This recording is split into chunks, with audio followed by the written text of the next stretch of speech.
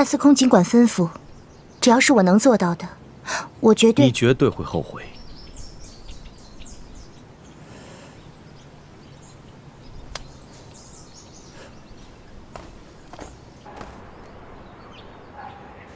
主上，这是做什么？是要奴婢跳舞吗？不，你平日跳舞取悦我，终日辛苦劳顿，今日何不坐于高旗，陪我一起欣赏歌舞？欣赏歌舞？谁跳舞啊？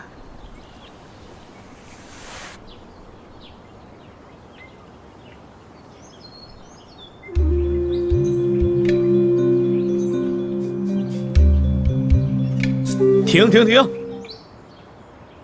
音乐都起了，你为何不跳？重来。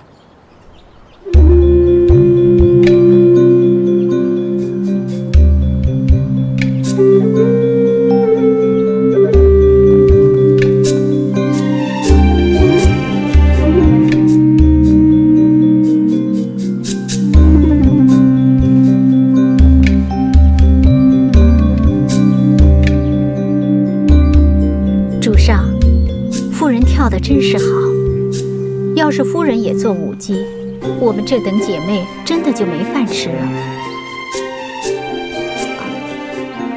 奴婢说错话了，请主上责罚。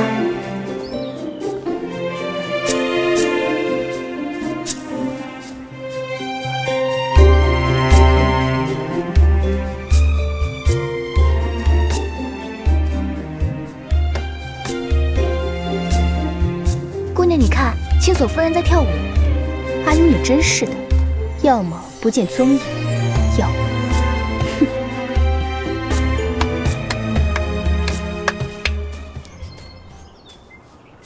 青锁妹妹好舞姿啊，要跟这些舞姬比起来，当真是一个天上一个地下。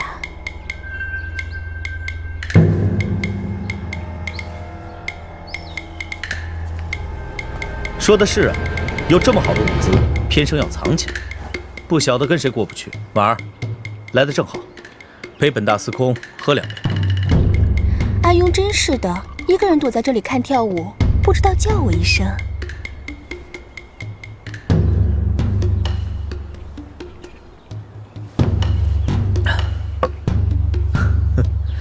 良辰美景，美酒佳人，这才叫好日子。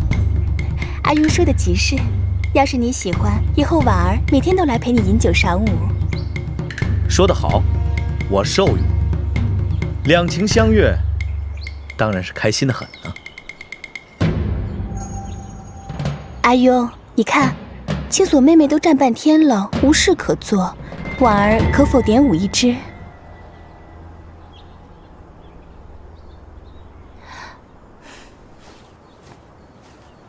站住！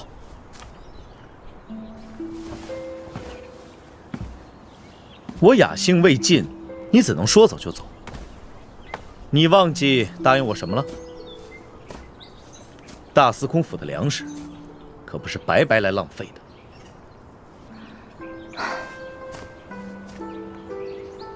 演戏做戏不是我擅长，不过说到粮食，是我的一曲舞蹈能赚到1年半载的粮食。大司空若是想看我跳舞，半年之后再来吧。这路是你自己选的。大司空吩咐的，我已经做过了。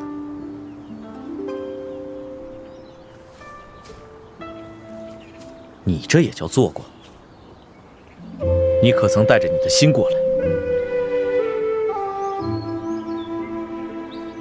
你所做的一切，无非是想告诉我，我费尽心力得到的，不过是个躯壳而已。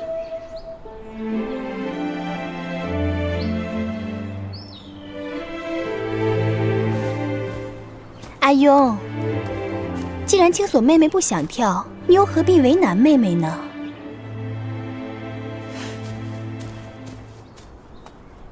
青锁妹妹就是这样，不解人情世故。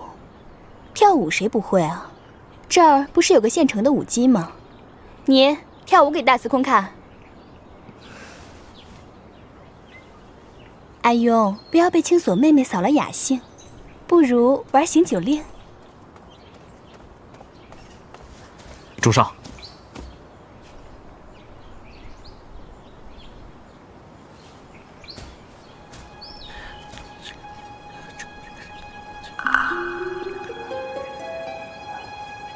阿庸，你去做什么呀？阿庸，阿庸！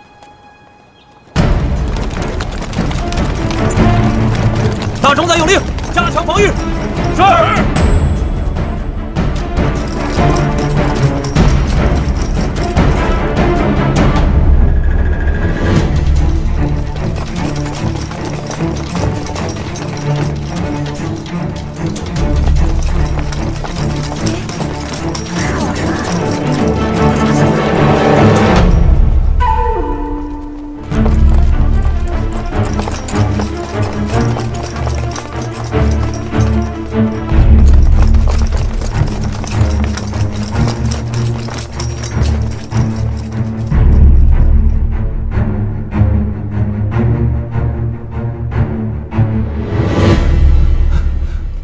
皇上，宫里的侍卫在不到1日之间全都换上了生面孔。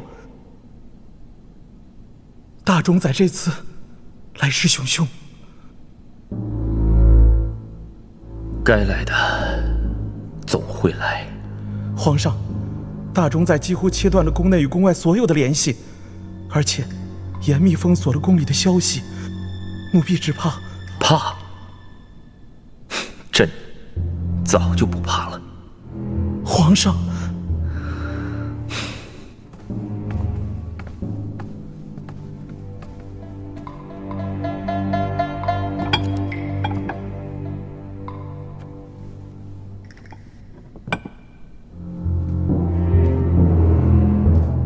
这是朕的大周根基所在，将这名册送给四弟。是。奴才立即去。不，宇文护虽然不动声色，但是朕知道，他势必已经将皇宫摸透了。所有的通道、密道都不能再用，要想别的法子，让宇文护察觉不到。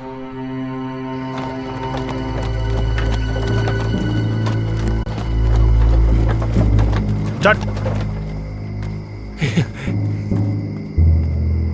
将军，奴婢奉旨出宫去运山泉水。运水？还有2个时辰才该运水，怎么这个时候出宫？说来话长，御膳房的一口大缸，不知道怎么就全漏了，一大缸的水全没了。为此，奴才们挨了板子呢。这些山泉水都是给皇上做御膳用的。大总管发下话来，若是明日之前灌不满那大缸，不够皇上御膳所用，这小的们就别想活了。将军行行好，就放奴才们过去吧。当真？当真？小的们有几个脑袋敢撒谎啊？你要是不信，奴婢身上的板子印还在呢。啊！行了，走吧，走吧。谢谢，谢谢。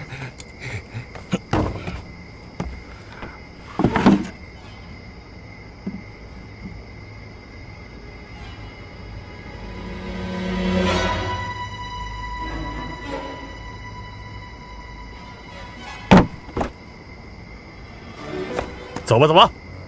谢谢。站住！尹侍卫，殷侍卫，尹侍卫，已经检查过了。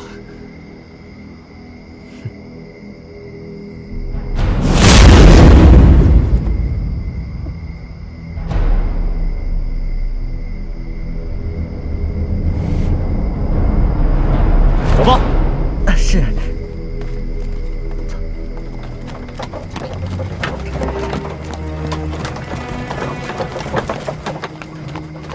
还是殷侍卫厉害。这一掌拍下去，就算这马城真的有咱们查不到的机关，这里面藏着的人也活不了了。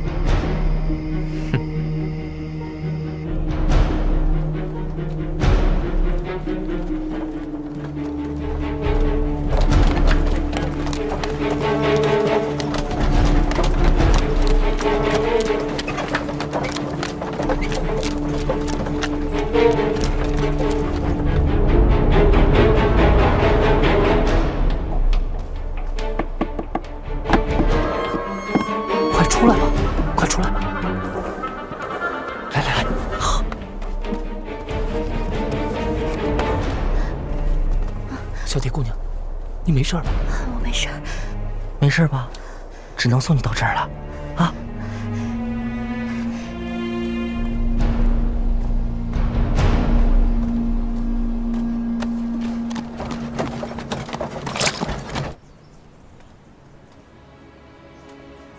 逃了多少次，挣扎了多少次，我终究还是回到了这里。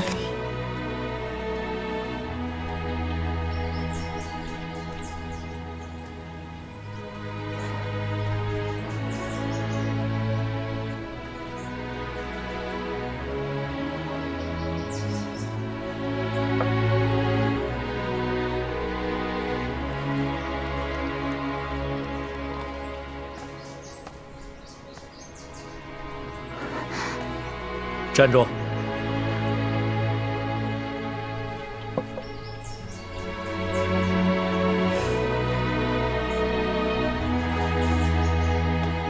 大司空有什么吩咐？吩咐？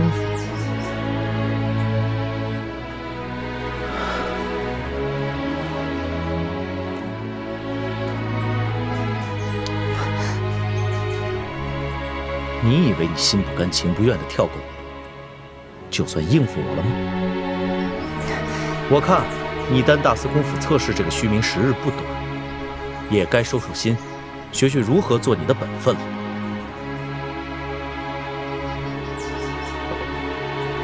来，陪我喝酒。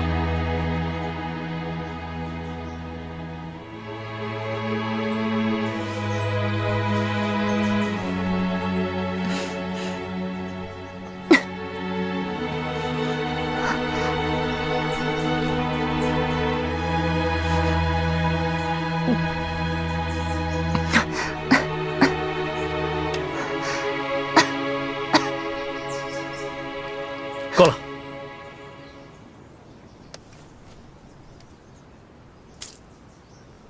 回房吧。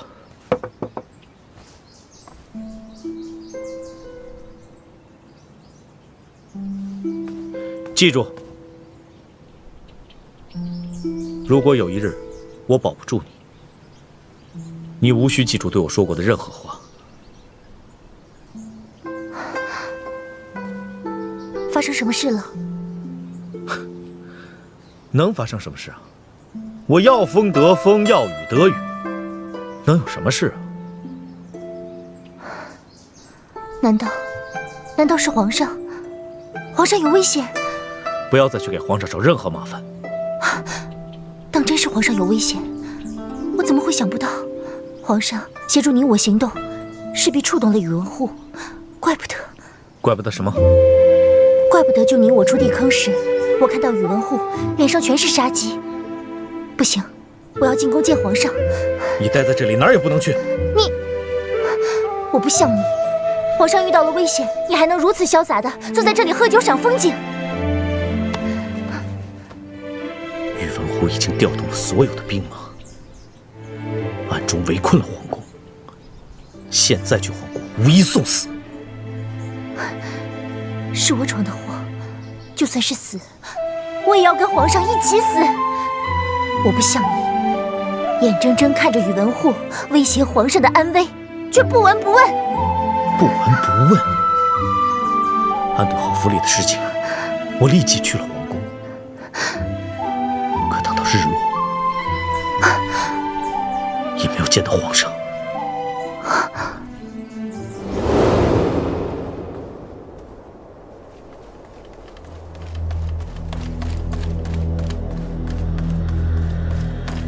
大司空，怎么样？皇上说今天政务繁忙，不见任何人。你可禀报，是本大司空求见皇上。是，属下托宫人回禀的就是大司空求见。大司空等了几个时辰了，从下午等到现在，皇上若能召见，自然不会等这么久。大司空，还是请回吧。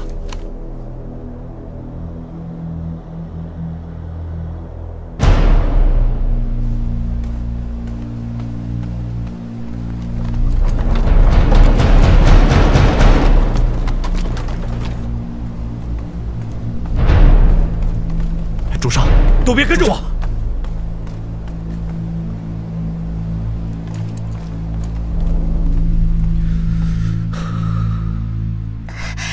大司空，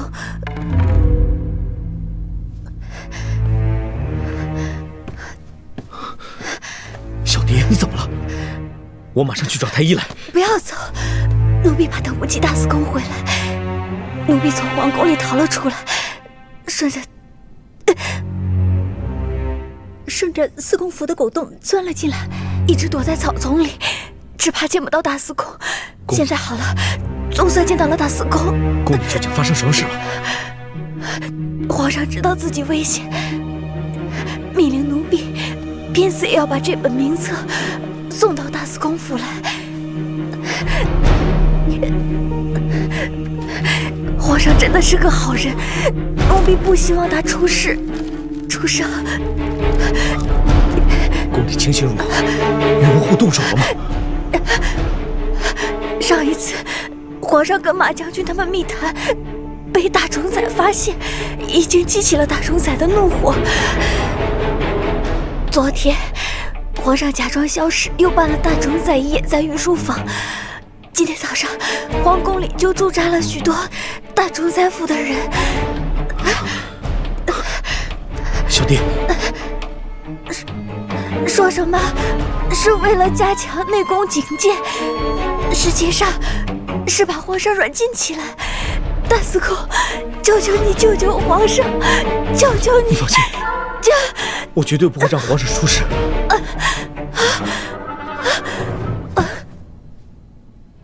小蝶。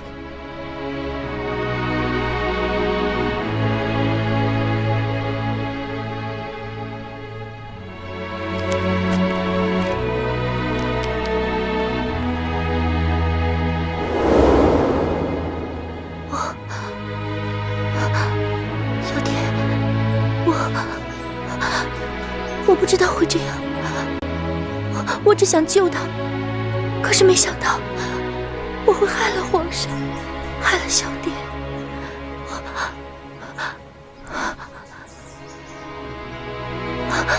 你跟我来。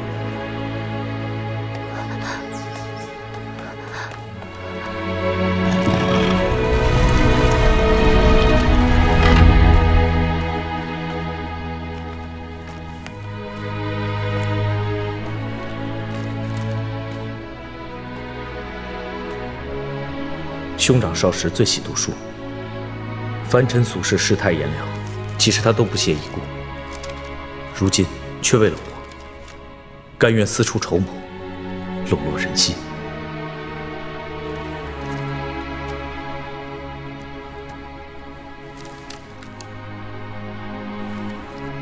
你细看这些文字，皇上写的是吴地弥罗突，他是想说吴地吗？看，但这绝对不是简单的笔误。原来皇上早就……这本名册是他为你打下的根基，只有不辜负他的期望，才能对得起他这一片殷切之心啊！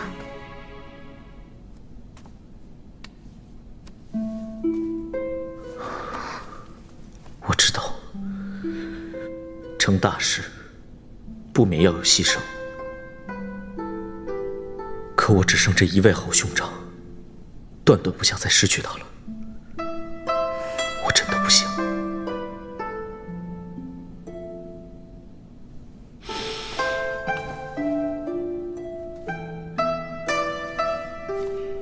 那好，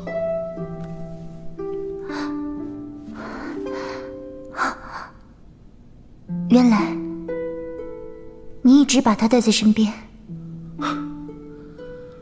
物归原主，天经地义。青锁，拿好。宇文幽，你随时都可以离开这个是非之地，我不能让你有任何危险。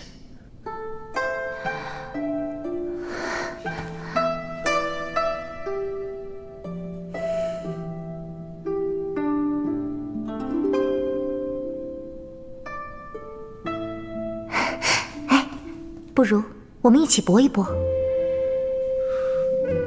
你说什么？一起搏一搏。你要知道，做了这个决定，可就……我不怕。难不成你心中已有妙计？其实算不上什么妙计。现在这种情况，不管怎么做都会有风险，根本就没有什么所谓的万全之策，依旧是置之死地而后生。如果当中有一点差错，就会满盘皆输，不但保护不了皇上，还会把你我搭进去。所以，我们要有万全的信心。置之死地而后生。置之死地而后生。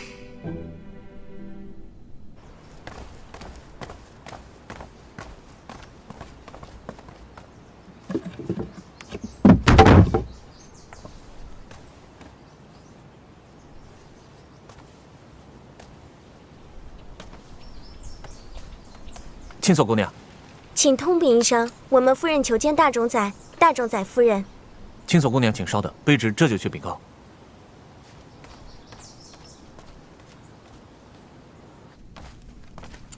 青锁姑娘，请。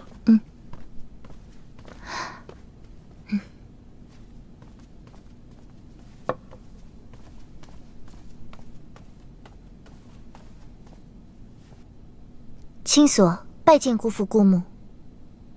免了。袁青锁，你不在大司空府，来这里干什么？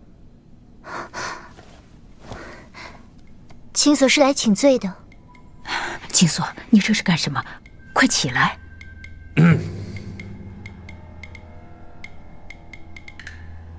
说来听听，你犯了什么错？我错就错在忘记了姑父姑母的养育之恩，一心只想着出去，还想要什么自由。可是那高长恭是靠不住的，而大司空和皇上也并非是我所想的那样。是宇文邕欺负你，伤了你的心？是我伤了姑父姑母的心。早知你如此不喜欢四弟，寡人大可不必成全这桩婚事，让大司空府与大冢宰府都鸡犬不宁。要不这样，你搬回来吧，寡人自会向四弟要休书一封，你再找个人家吧。姑父，万万使不得！青锁，你到底要做什么呀？赶紧跟你姑父说个清楚，起来嘛！青锁只求姑父能够给大司空留一条生路。我发誓，我会听从姑父姑母的安排，探听皇上跟大司空的行踪想法。哦，还有，我会尽全力协助姑父寻找镇魂珠。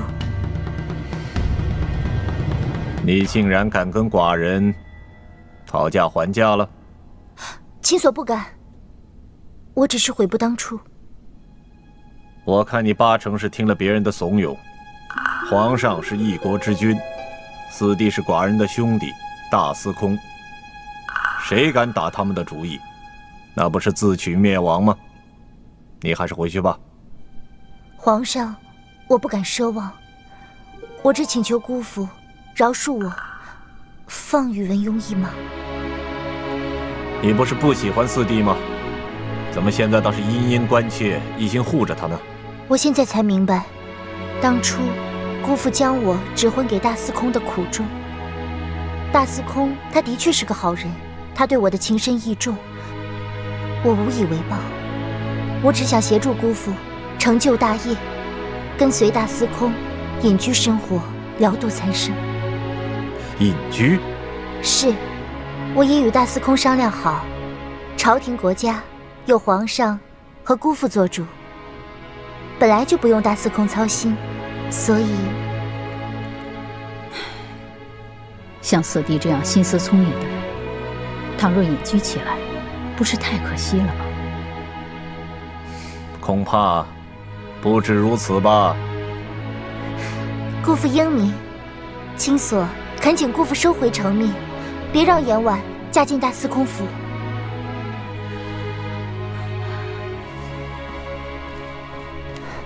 青锁，太晚了，姑父，如果姑父能够答应青所的心愿，青所必将竭力协助姑父，万死不辞。后天便是四弟迎娶严婉之日，朝堂上下无不知晓，这亲事是寡人撮合的，你叫寡人如何开口？如果是严婉她不肯嫁呢？青所，婉儿的心事我知道，她日思夜想，就是为了嫁进大司空府，眼下马上就要成亲了，她怎么可能反悔呢？我只是说，如果严婉她反悔，那就不会有辱姑父的颜面。青所一定会极力效力于姑父。你的心思寡人知道了，去吧。姑父还不走？是，青所这次回大司空府，一定会为姑父探出个究竟。青所告退。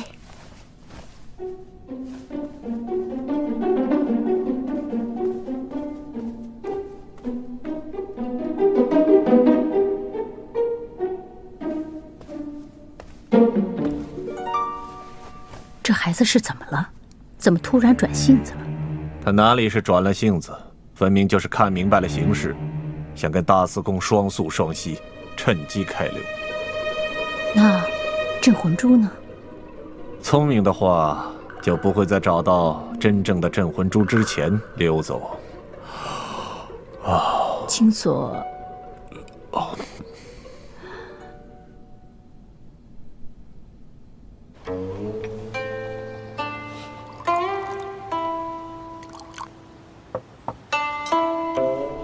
阿雍，请尝尝，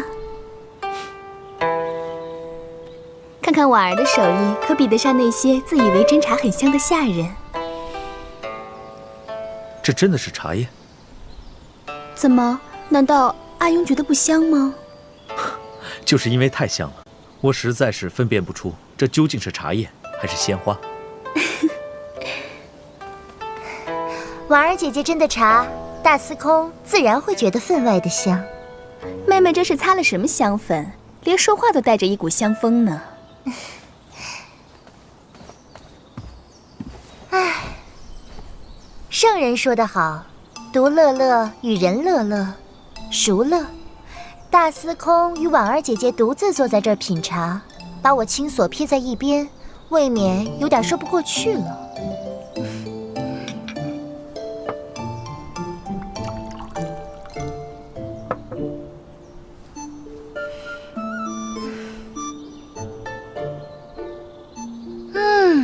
果然是好茶，风景也好。你什么时候转了性子？你不是最是自恃曲高和寡，不愿与本大司空和婉儿为伍吗？那是因为我今天去了一遭大冢宰府，所以心情格外的好。你去了大冢宰府？其实也没什么，不过是与姑父姑母说说家常罢了。家常是什么家常话会让妹妹这么开心呢？我不禁想知道妹妹跟大冢仔说的是什么家常话啊。婉儿姐姐果然是聪明，一看就是个大司空府侧室的坯子。不过婉儿姐姐可要好好筹谋，不然成亲之日马失前蹄，可不要追悔莫及啊。你说什么？还有大司空，你也要小心东窗事发哦。袁青所，好啦，我就不打扰大司空跟婉儿姐姐的雅兴了。青所告退。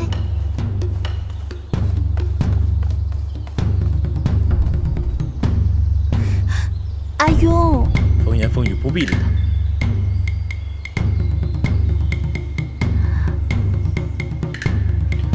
迟早是个祸害。阿雍，婉儿突然有些不适，能不能先回去歇歇啊？莫不是被青所那丫头气到了？可能是天气有些湿冷，着了风寒。好吧。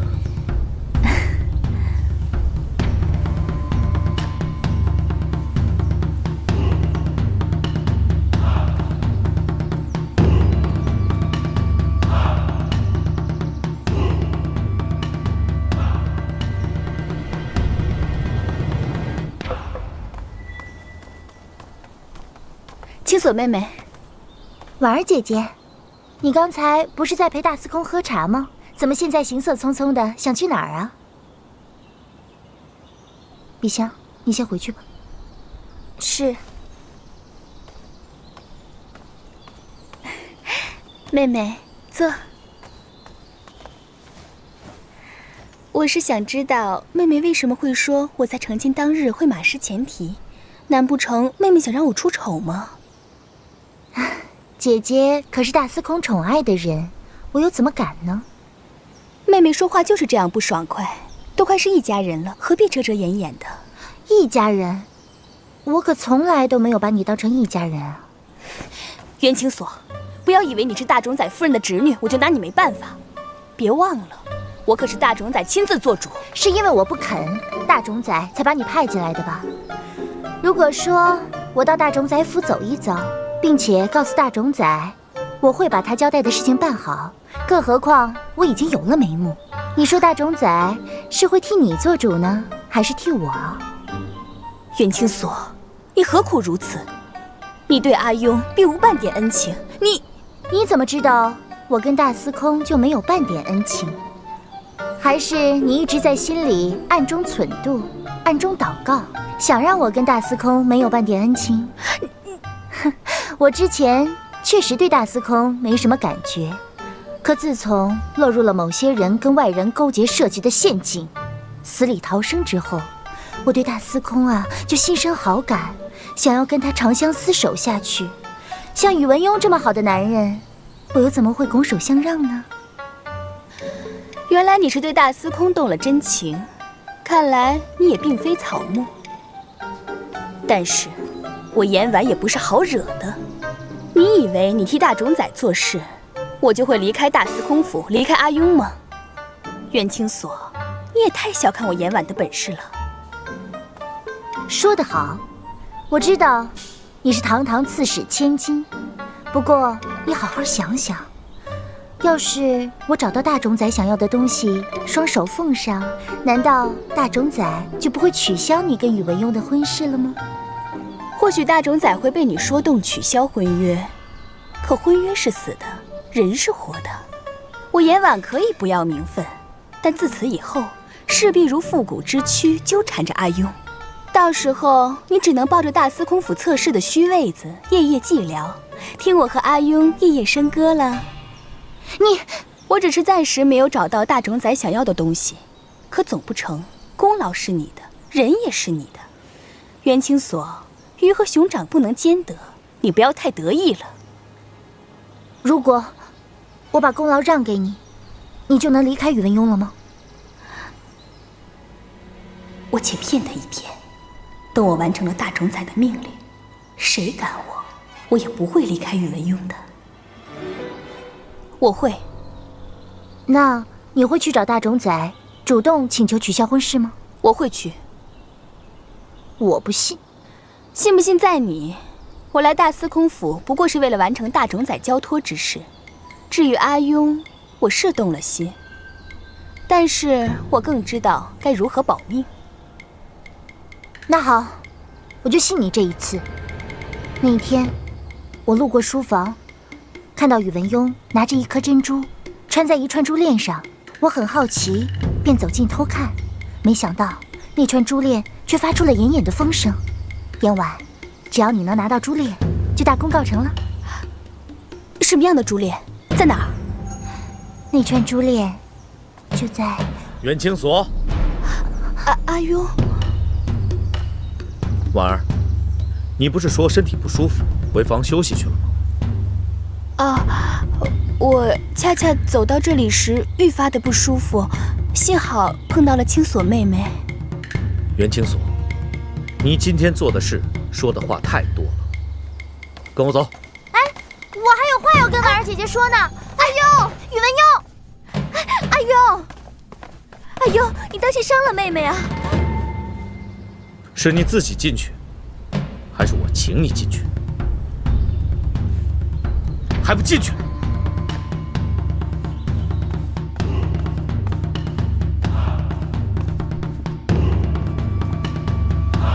来人，主上，把他给我看住了。没有我的允许，谁都不能放他出来。是是。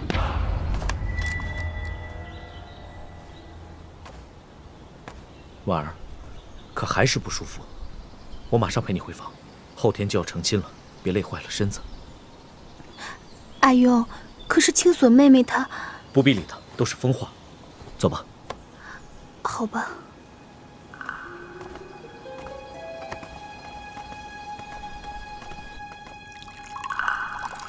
你这侄女倒还是有些性子，只可惜不得其法，事没做成，反倒叫四弟给关了起来。这丫头是昏了头了，像个没头苍蝇，到处乱撞。这一下子闯出祸来了，再如此下去，不知道该如何收场。袁青所素来倔强，但不失温婉。四弟看在你我的面上，也对青锁颇为照顾。这次怕是事出有因。莫非青锁真的知道了什么秘密？四弟不肯让他来禀报，所以找借口。夫君，不如派人去打探一下吧。青锁被关在小院里，侍卫林立，怕是近不了他的身。我看，倒不如这样吧，叫鸳鸯以妾身的名义，给青锁送些糕点，亲戚之间来往，也是常事，倒也不显得张扬。还是夫人想得周到。多谢夫君。来，婉儿。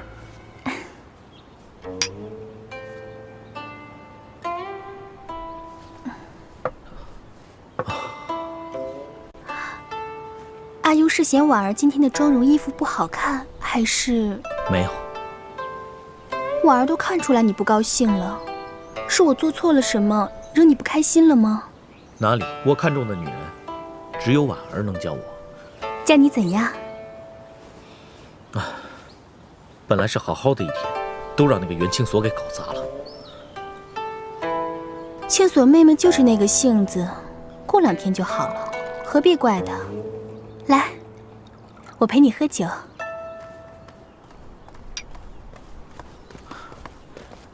主上，大冢宰府的鸳鸯奉大冢宰夫人之命前来探望夫人，给夫人送来了糕点。参见宇文大司空，严姑娘。有劳鸳鸯姑娘了。青锁身体微恙，正在休息。你此时去见她，奴婢不敢打扰青锁姑娘，奴婢等着便是。鸳鸯姑娘毕竟是嫂夫人身边的红人，我也不敢得罪。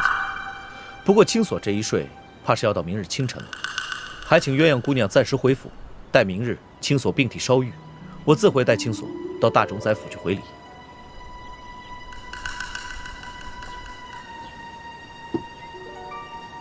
奴婢不敢，奴婢就此告辞。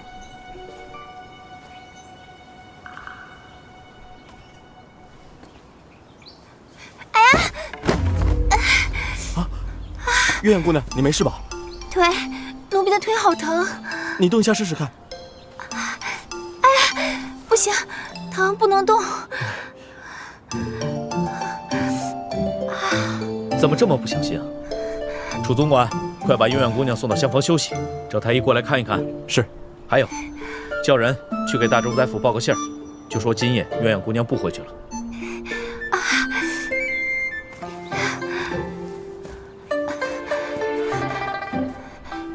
多谢大司空。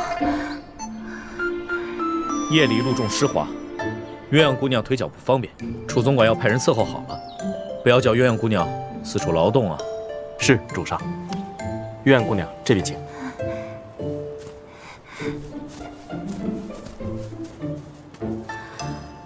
这鸳鸯平时看上去也是一副稳重的样子，怎么今日倒如此张皇失措？怕什么来什么，没心情吃饭，我出去喝酒。阿庸，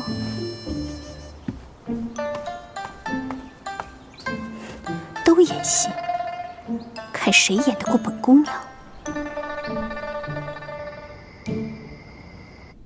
哎呀，可怎么办？虽然假装摔伤留了下来，可看样子大司空是不许有些见青锁姑娘了。夫人一再吩咐，要我找青锁姑娘问个清楚。唉，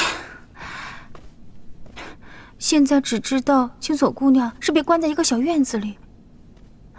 可这大司空府这么大，我到哪儿去找那个小院子，去找青锁姑娘呢？唉，谁啊？是我。鸳鸯姐姐，青锁姑娘深夜造访，可是有何要事？其实青锁早就知道你来府上了，可是我一直被大司空关了起来，